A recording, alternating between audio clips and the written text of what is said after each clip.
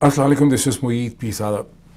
मेरा थीसिस ये है आज के इस वीडियो के अंदर, जिसे मैं टुवर्ड्स द एंड ज़्यादा बेहतर तौर पे एक्सप्लेन करूँगा, कि जब आप सुप्रीम कोर्ट ऑफ पाकिस्तान की प्रोसीडिंग को देखते हैं 23 फरवरी 2023 में, जहां एक सुओ मोटो नोटिस लिया है चीफ जस्टिस ने, एक 9 मेंबर का पैनल कायम किया है, उस पर जो प्रोसीडिंग डिस्कशन हुई है, जिसकी बहुत सी तफसील आपको टेलीविज़न चैनल से मिलती है, वीलॉग से मिलती है, अखबारात से मिलती है। तो उसमें जो मेन पॉइंट इग्नोर हो रहा है वो ये है कि चीफ जस्टिस ऑफ पाकिस्तान जनाब जस्टिस उमर आता बंदयाल और सुप्रीम कोर्ट ऑफ पाकिस्तान के सामने जो इस वक्त चैलेंज है वो अपनी तारीख़ के मुश्किल तरीन चैलेंजेस में से है। बज़ाहिर टेलीविज़न अखबारात के दायरे वीलॉग से आपको इसका एहसास नहीं होता, वहाँ आपको बड़ी हैप्पी गो किस्म की सिचुएशन लगती है कि सुप्रीम कोर्ट ने उसको नोटिस ले लिया है, अब इसके बाद इलेक्शन जो है वो हो जाएंगे। लेकिन जो चैलेंज है सुप्रीम कोर्ट ऑफ पाकिस्तान के सामने वो एक जाइगेंटिक हिस्टोरिक प्रोपोर्शंस का चैलेंज है, और इसी वजह से चीफ जस्टिस ऑफ पाकिस्तान ने वहाँ पर एक बहुत ही इंटरेस्टिंग जुमला बोला। उन्होंने ये कहा कि मेरे सामने मौलवी तमीज़ुद्दीन ख़ान इस अदालत के सामने खड़े हैं। इन अदर वर्ड्स आप कह सकते हैं कि मौलवी तमीज़ुद्दीन ख़ान की रूह जो है वो इस अदालत के सामने खड़ी है। अब मौलवी तमीज़ुद्दीन ख़ान का क्यों उन्होंने इन्वोक किया और इसकी इंपॉर्टेंस क्या है, ये एक पैराडॉक्स है। थोड़ा सा मुझे उसका बैकग्राउंड भी एक्सप्लेन कर दूँ, लेकिन मैं आपको ये भी बताऊँ कि मौलवी तमीज़ुद्दीन ख़ान अपनी अपील लेके आए थे कोर्ट के सामने असम्बली की डिसोल्यूशन के ख़िलाफ़। इस वक्त सुप्रीम कोर्ट के सामने मसला असम्बली की डिसोल्यूशन का नहीं है, क्योंकि लोग उसको कंफ्यूज करने की कोशिश कर रहे हैं। इस वक्त मसला ये है कि असम्बलीज़ की डिसोल्यूशन के बाद इलेक्शन जो है वो नहीं करवाए जा रहे। उस वक्त असम्बली की डिसोल्यूशन एक डिक्टेटोरियल माइंडसेट, एक अनकॉन्स्टिट्यूशनल गवर्नमेंट को तसलसल देने के लिए की गई थी, एक अनकॉन्स्टिट्यूशनल ऑर्डर बिठा दिया गया था। इस वक्त इलेक्शन ना करा के एक अनकॉन्स्टिट्यूशनल ऑर्डर पाकिस्तान में बिठाने की कोशिश की जा रही है, और ख़तरा यह है कि पाकिस्तान एक दफ़ा फिर एक मार्शल लॉ की तरफ और कयास की तरफ और मार्शल लॉ की तरफ जा सकता है। थोड़ा सा मैं आपको बैकग्राउंड दे दूँ कि मौलवी तमीज़ुद्दीन ख़ान कौन थे। आप में से बहुत से लोग जो हैं, बिकॉज बड़े ऑफ एज लोग भी इस यूट्यूब चैनल को फॉलो करते हैं, लेकिन बहुत से नौजवान जो शायद ठीक तरह से वाकिफ़ ना हो, बहुत ही क्विकली मैं आपको याद करवाऊँगा कि मौलवी तमीज़ुद्दीन ख़ान पाकिस्तान की पहली फर्स्ट कॉन्स्टिट्यूशन असम्बली के स्पीकर थे। उसे उस वक्त प्रेसिडेंट कहा जाता था। गवर्नर जनरल ग़ुलाम मोहम्मद ने 1955 में पहले elected prime minister Khwaja Nazimuddin, जिनका ताल्लुक फॉर्मर ईस्ट पाकिस्तान से था, उनको उन्होंने डिसमिस कर दिया, और उसके बाद फर्स्ट कॉन्स्टिट्यूशन असम्बली, जिसमें कि प्राइम मिनिस्टर को बहुत सपोर्ट हासिल थी, उसे भी उन्होंने डिसॉल्व कर दिया। इस डिसोल्यूशन के ख़िलाफ़ जो स्पीकर थे, जिसे प्रेसिडेंट कहते थे असम्बली का, मौलवी तमीज़ुद्दीन ख़ान, दोनों ही का ताल्लुक फॉर्मर ईस्ट पाकिस्तान से था।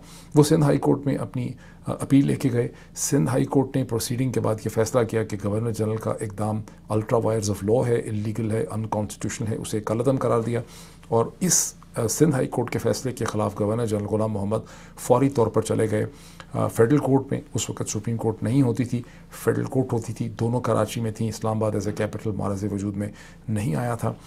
और फेडरल कोर्ट जो है उसने वहाँ पर जो चीफ जस्टिस थे फेडरल कोर्ट के, मोहम्मद मुनीर, जो दोस्त भी थे, सोशली फेमिलियर थे ग़ुलाम मोहम्मद गवर्नर जनरल से, उन्होंने गवर्नर जनरल के फेवर में फ़ैसला किया और कहा कि असम्बली की जो डिसोल्यूशन है वो फेयर है, वो सही हुई है। और उसको सपोर्ट करने के लिए उन्होंने ऑस्ट्रियन ज्यूरिस्ट हैंस केल्सन की जो लॉ थेरीज थी, जिसमें एक थेरी लॉ ऑफ नेसेसिटी है, उसे उन्होंने इस्तेमाल किया और कहा कि under the law of necessity, और लॉ ऑफ नेसेसिटी की एक बेसिक सुपरफिशियल रीडिंग क्या कहती है? लॉ ऑफ नेसेसिटी की सुपरफिशियल रीडिंग ये कहती है कि जब एक सक्सेसफुल रेवोल्यूशन जो है एक पॉलिटिकल ऑर्डर को ओवरथ्रो कर देता है, तो उसके बाद जो पिछला लॉ है वो अप्लाई नहीं करता। और इस अजीबोगरीब फ़ैसला जो है, इसकी मैं एक स्क्रीन शेयरिंग आपसे कर लूँ तो बड़ी एक फ़ायदा हो जाएगा मुझे। थोड़ा सा let me do the screen sharing quick. यहाँ पे जब आप इसको देखते हैं, ये विकीपीडिया की एंट्री है, फेडरेशन ऑफ पाकिस्तान वर्सेस मौलवी तमीज़ुद्दीन ख़ान केस। इसकी जजमेंट में एक बहुत ही इंटरेस्टिंग चीज़ आप ये देखते हैं कि जो कोर्ट है मोहम्मद मुनीर की, वो ये एनालिसिस करती है कि पाकिस्तान में पाकिस्तान वो कहती है कि पाकिस्तान एक इंडिपेंडेंट, आज़ाद, फुली इंडिपेंडेंट कंट्री नहीं है। The court opinion that the royal assent can only be given by the governor general as Pakistan was still a dominion and hence not a fully independent country. It gave the decision based on the technical ground that the section of the Government of India Act of 1935 in question was not applied to this case because the Governor General had not assented to it. बुनियादी तौर पे एक इंतहाई फिस्टी किस्म का यहाँ पे application की गई हैंस केल्सन की। ये कहा गया कि पाकिस्तान तो अभी भी चूँकि बरतानिया की क्वीन के ताबे है और क्वीन का रिप्रेजेंटेटिव गवर्नर जनरल है, और गवर्नर जनरल जो है वो स्पीकर वो फैसला कर सकता है। सो एक प्योरली पूरी पाकिस्तान की तारीख इसी किस्म की टेक्निकल किस्म क्या लफ्ज़ इस्तेमाल करूँ, अजीबोगरीब किस्म की जो चालाकी हैं उससे भरी पड़ी है कि मतलब एक प्योरली टेक्निकल ग्राउंड में कहा जा रहा है कि पाकिस्तान जो 1947 में इंडिपेंडेंट हो गया है ये दर हकीकत इंडिपेंडेंट नहीं है और यहाँ पे गवर्नर जनरल ये फैसला कर सकता है। और गवर्नर जनरल ने चूँकि एक नया पॉलिटिकल ऑर्डर क्रिएट कर दिया है, अब वो पॉलिटिकल ऑर्डर होल्ड करेगा और assembly, constitution assembly, prime minister, उसका स्पीकर जो है वो होल्ड नहीं करते। हालांकि हैन केल्सन की लॉ ऑफ नेसेसिटी की अगर कोई एप्लीकेशन अप्लाइड नॉलेज में बनती है वो तो ये बनती है कि अगर ईस्ट इंडिया कंपनी मुग़ल हुकूमत को ख़त्म कर देती है तो आप मुग़ल कोर्ट या मुग़ल कानून को से रिकोर्स नहीं ले सकते, उसको अपील नहीं कर सकते। या अमेरिकन हुकूमत अगर सदाम हुसैन की हुकूमत को काबुल में ख़त्म कर देती है अमेरिकन फ़ौज, तो फिर अमेरिकन फ़ौज ने एक नया पॉलिटिकल ऑर्डर पैदा कर दिया है। अगर तालिबान ने 15 अगस्त 2021 को काबुल को ओवरटेक कर लिया है तो उन्होंने एक नया पॉलिटिकल ऑर्डर पैदा कर दिया। अब आप उस पॉलिटिकल ऑर्डर में पिछले किसी कानून से रिलीफ या रिकोर्स जो है हासिल नहीं कर सकते। और हैन केल्सन के इस कानून की एप्लीकेशन को प्रैक्टिकली दुनिया में कहीं पर भी यूज़ नहीं किया गया, सिर्फ पाकिस्तान में 1955 में यूज़ किया गया, फिर रिपीटेडली मार्शल लॉज को जस्टिफाई करने के लिए यूज़ किया गया, 200 केस एंड सो ऑन। और उसके बाद बदकिस्मती से फॉर्मर ईस्ट पाकिस्तान जब बांग्लादेश बन गया तो वहाँ पर भी जो मिलिट्री कू थे उनको जस्टिफाई करने के लिए हैन केल्सन के लॉ ऑफ नेसेसिटी और जो ज़रूरी नज़रिया ज़रूरत है उसे इस्तेमाल किया गया। थोड़ी सी इसकी एक्सप्लेनेशन और मैं दे दूँ क्योंकि ये कन्फ्यूजन बहुत इंपॉर्टेंट होगी समझने के लिए, इसीलिए मैं इसके ऊपर इतना वक्त लगा रहा हूँ। अब जब 9 अप्रैल 10 अप्रैल 2022 को इमरान खान की हुकूमत को ख़त्म कर दिया गया और सुप्रीम कोर्ट ने फ़ैसला किया, जो मैं समझता हूँ एक बड़ा कंट्रोवर्शियल फ़ैसला था, कभी फिर उस पर बहुत डिटेल से मैं डिस्कशन करूँगा। स्ट्रिक्टली स्पीकिंग अगर आप उसको बिल्कुल एक टेक्निकलिटी से देखें तो सुप्रीम कोर्ट ने बिल्कुल सही फ़ैसला किया। उसके सामने जो केस था वहाँ कासिम सूरी का डिसीजन गलत था और उसको किसी भी तरह से डिफेंड नहीं किया जा सकता था। But in the larger context of the philosophy of law वहाँ पर इशू ये था कि इमरान खान की हुकूमत को गिराने का जो पूरा मंसूबा था उसमें जो पावर्स थी वो जनरल बाजवा के पास थी और मिलिट्री इस्टेब्लिशमेंट इमरान खान की हुकूमत को गिरा रही थी, वो पॉलिटिकल पार्टीज़ नहीं गिरा रही थी जो फ्रंट के ऊपर थीं। सो वहाँ पर दर हकीकत जब इमरान खान की हुकूमत गिराई गई तो नज़रिया ज़रूरत की ताकत जो थी, लॉ ऑफ नेसेसिटी की ताकत थी, वो जनरल बाजवा एक्सरसाइज कर रहे थे, वो इमरान खान और कासिम सूरी एक्सरसाइज नहीं कर रहे थे। इस प्रेजेंट केस के अंदर जिस तरह से मौलवी तमीज़ुद्दीन खान केस में वहाँ पे गवर्नर जनरल पावर थे। लॉ ऑफ नेसेसिटी की इनफैक्ट इंटरप्रिटेशन ये है कि आप जो सॉवरन होता है, जिसके हाथ में ताकत होती है, जिसके हाथ में ब्रूट पावर होती है, जो रियल पावर होती है, आप उसको सपोर्ट करते हैं और प्रिंसिपल ऑफ लॉ और प्रिंसिपल ऑफ कॉन्स्टिट्यूशन को सपोर्ट नहीं करते। यहाँ पर एक स्टेटस को पावर बैठी हुई है पंजाब के अंदर और खैबर पख्तूनख्वा के अंदर, जो इलेक्शंस ना करा के एक अनकॉन्स्टिट्यूशनल ऑर्डर को दवाम देना चाहती है, उसे सस्टेन करना चाहती है। और सुप्रीम कोर्ट ऑफ पाकिस्तान के सामने चैलेंज ये है कि आप कैसे इस अनकॉन्स्टिट्यूशनैलिटी को प्रोटेक्ट करें, बिकॉज अगर आप इलेक्शन नहीं कराते तो डे 91 में पाकिस्तान एक अनकॉन्स्टिट्यूशनल ऑर्डर बन जाएगा, जहाँ फिर एक कयास ही कयास होगा और उस कयास का एंड सिर्फ और सिर्फ एक मिलिट्री इंटरवेंशन और मार्शल लॉ के ज़रिए होगा।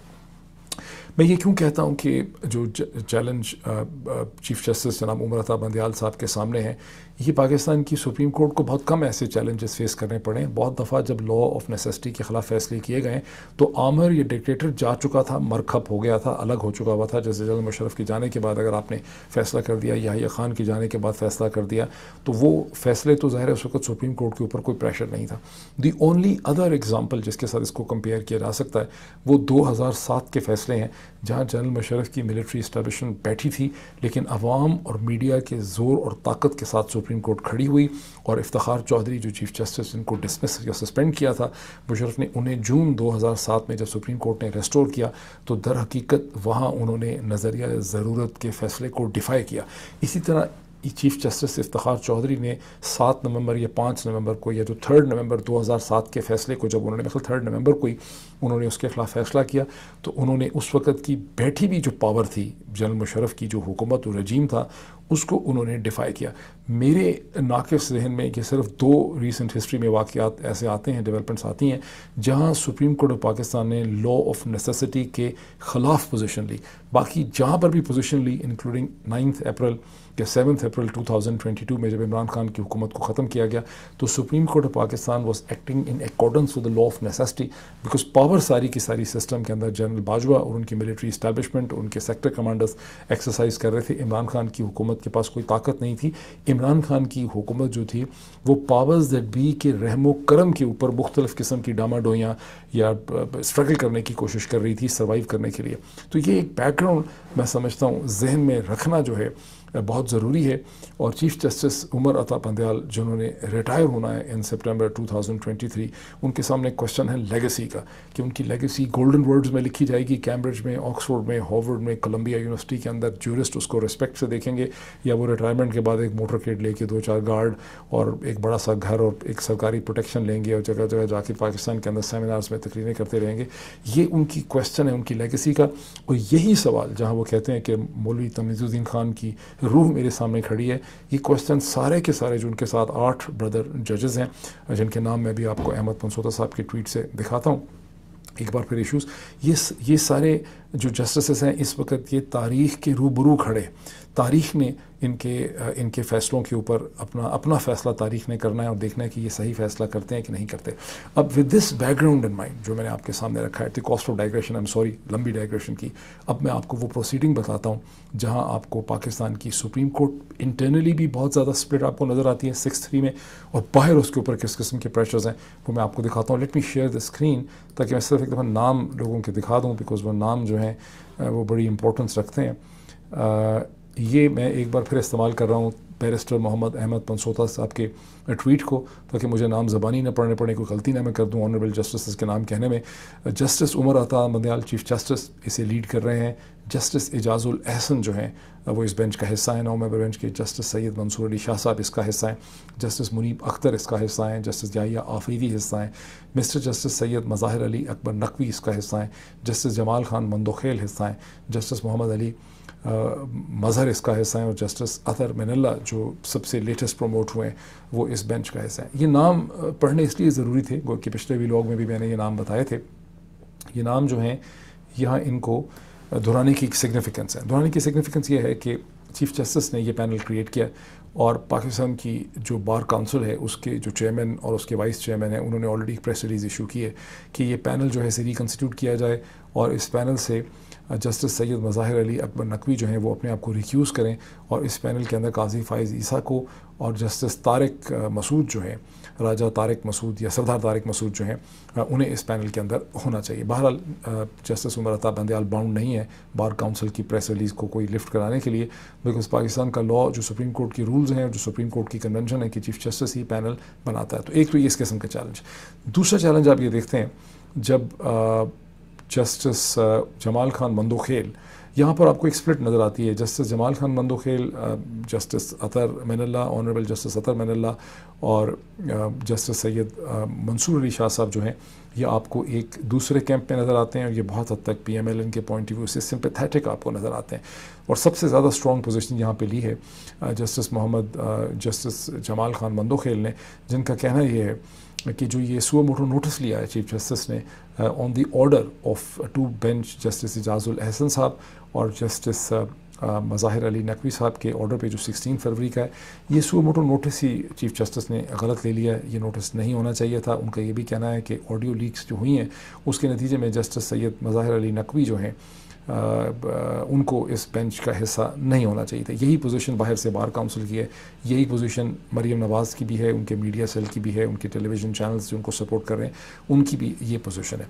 जो इश्यूज़ रखे हैं वो ये कि वो मैं फिर उसके ऊपर आ जाता हूँ। तो ये बेसिकली मैं जस्टिस का आपको नाम बताना चाह रहा था, जिसकी बेसिक सिग्निफिकेंस ये है कि आप क्लियरली देखते हैं कि supreme court of Pakistan internally split है। इस पर कोई बहुत ज़्यादा हैरान होने की ज़रूरत नहीं है। अमेरिकन सुप्रीम कोर्ट में भी जहाँ चीफ जस्टिस की एलिवेशन जो है अपॉइंटमेंट या रिपब्लिकन पार्टी ने की होती है या डेमोक्रेटिक पार्टी ने की होती है, और जब एक ऐसा कॉन्स्टिट्यूशनल इशू सुप्रीम कोर्ट के सामने आता है जिसमें रिपब्लिकन्स की पोजीशन मुख्तलिफ होती है, डेमोक्रेट्स की मुख्तलिफ होती है। हाल ही में एक बहुत ही कॉन्ट्रोवर्शियल डिसीजन किया अमेरिकन सुप्रीम कोर्ट ने, रो वर्सेस वेड डिसीजन को जब ओवरटर्न किया फेडरल गवर्नमेंट के लेवल में, जहाँ औरत का जो राइट ऑफ एबॉर्शन है उसे ख़त्म कर दिया गया बाय एंड लार्ज कम्प्लीटली, और 1973 का डिसीजन था।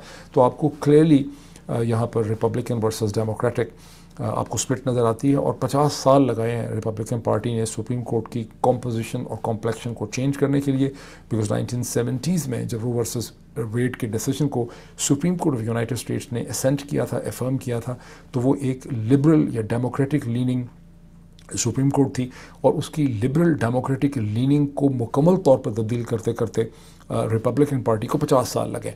तो ये स्प्लिट होती है और यहाँ सुप्रीम कोर्ट पाकिस्तान में क्लियरली आपको 6-3 की एक स्प्लिट नज़र आ रही है 9 के पैनल में, बावजूद इसके कि भी काजी फायजी साहब और जस्टिस तारिक मसूद इसका हिस्सा नहीं है। अब आप उसकी सारी मैथमेटिक्स की समझ भी आपके सामने आ जाती है।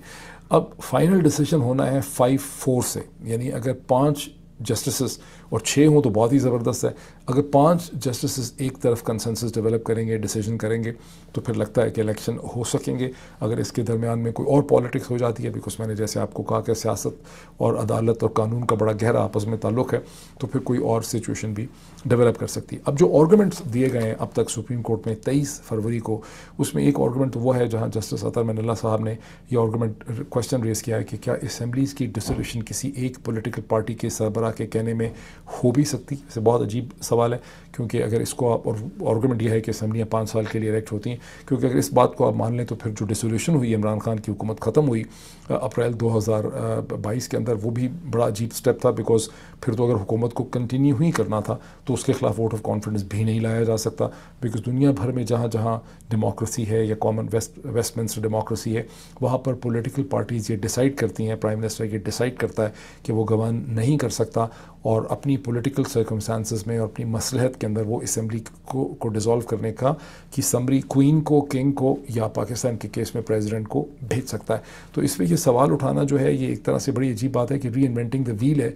ये तो ऐसे ही है जैसे आप रेड लाइट पे पहुँचे, आप कहें कि नहीं वैसे तो रेड लाइट पे खड़े होते, लेकिन चूँकि मेरी गाड़ी ट्रक के साइज़ की है, या मेरे पास SUV है, ये मेरी गाड़ी चलती बहुत तेज़ है, ये मेरी गाड़ी का वज़न बहुत ज़्यादा है, ये मेरी गाड़ी की हॉर्स पावर 6000 पता नहीं हॉर्स पावर की या 10,000 की है, तो क्या रेड लाइट का मुझ पर इतलाक़ होता है कि नहीं। लेकिन पाकिस्तान में नए नए इश्यूज़ खड़े करने की जो रीत है वो बड़ी पुरानी है। दूसरी वो एतराज़ात हैं जो उठाए हैं जस्टिस मंदोखेल ने कि क्या 184(3) के तहत असम्बलीज़ की इशू को एड्रेस किया जा सकता है, क्या उन जस्टिस को जिनके हवाले से ऑडियो लीक्स हैं उन्हें इसका हिस्सा होना चाहिए था। ये 2-3 क्वेश्चंस वहाँ पे उठे हुए हैं। अब इसमें अब जो इंटरनल स्प्लिट है उसका तो मैंने आपके सामने जिक्र कर दिया, और इसकी अगली प्रोसीडिंग जो है वो 24 को यानी कल होनी है। लेकिन बाहर से जो हमला इसके ऊपर मरियम नवाज़ साहिबा ने किया सरगोदा में, वो बहुत ही इंटरेस्टिंग है।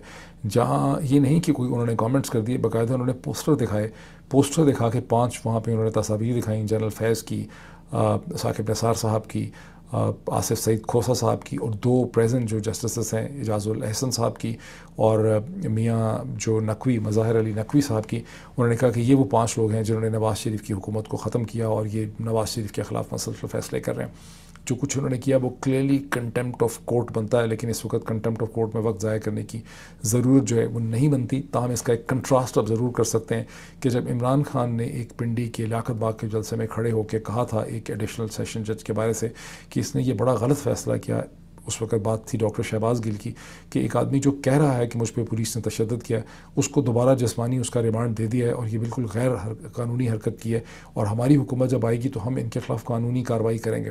तो उस वक्त यही तमाम लोग जो इस वक्त मोहतरमा मरियम नवाज़ साहिबा को सपोर्ट कर रहे हैं, उन्होंने कहा था कि इमरान खान ने कंटेम्प्ट किया, और इमरान खान जो है उनके ख़िलाफ़ कंटेम्प्ट का केस बनाया गया, और इमरान खान अदालत में बरफ्स नफीस गए। वहाँ जाके वहाँ पे ज़ेबा मौजूद नहीं थी एडिशनल सेशन जज, लेकिन उन्होंने वहाँ जाके अपॉलोजी की कि मैं आपसे अपॉलोजाइज़ करने के लिए आया था। वहाँ तो एक और स्टैंडर्ड था और यहाँ एक और स्टैंडर्ड है। तो ये इस वक्त इश्यूज़ हैं। पाकिस्तान बार काउंसिल ने एक पोजीशन ली हुई है, जंग जियो ग्रुप ने एक पोजीशन ली हुई है, मरियम नवाज़ बाहर से हमले कर रही हैं, और कल इसकी प्रोसीडिंग का दूसरा दिन है। गो कि डिटेल्ड नोटिस जो है वो प्रेसिडेंट पाकिस्तान को, इलेक्शन कमीशन ऑफ पाकिस्तान को, chief secretaries of Khyber Pakhtunkhwa Punjab, advocate generals of all provinces, president supreme court bar association को और president of the Islamabad bar association council जो है उनको इशू किए गए हैं। ये नोटिस 27 तारीख के लिए। उम्मीद यही है कि अगले 3, 4, 5, 6 दिन के अंदर सुप्रीम कोर्ट किसी नतीजे पे पहुंच सकेगी। पॉजिटिव साइड वो होगी कि अगर 6-3 या 5-4 से वो इलेक्शन का फ़ैसला करे, लेकिन जैसा मैंने आउटसेट में कहा, ये चीज़ तभी मुमकिन होगी अगर पाकिस्तान की इस्टेब्लिशमेंट इसमें न्यूट्रल होगी, ये फ़ैसला करेगी कि पाकिस्तान का एक डेमोक्रेटिक मुस्तकबिल है, या पाकिस्तान का यही निज़ाम जो है डायनेस्टिक पॉलिटिक्स का चलेगा, शरीफ सरदारी का, या पाकिस्तान को एक मार्शल की तरफ जाना है। तो चीज़ें इतनी सिंपल नहीं हैं। डायरेक्शन तो बड़ी सही पकड़ी है सुप्रीम कोर्ट पाकिस्तान ने, चीफ जस्टिस उमर अता बंदयाल साहब ने, लेकिन मामला तो इतने आसान नहीं है जितना बहुत से लोग समझते हैं। ये बहुत बड़ा चैलेंज है, ये बहुत तारीखी किस्म का फैसला है। लेट्स सी व्हाट हैपन्स, फिर इसके ऊपर चंद घंटों में कमेंट करते हैं।